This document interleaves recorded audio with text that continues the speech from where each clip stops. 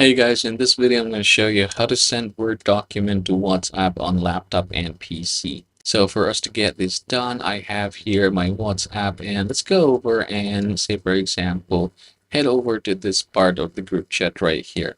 There are two ways that we can do it. The simplest way is just by dragging it. There you go.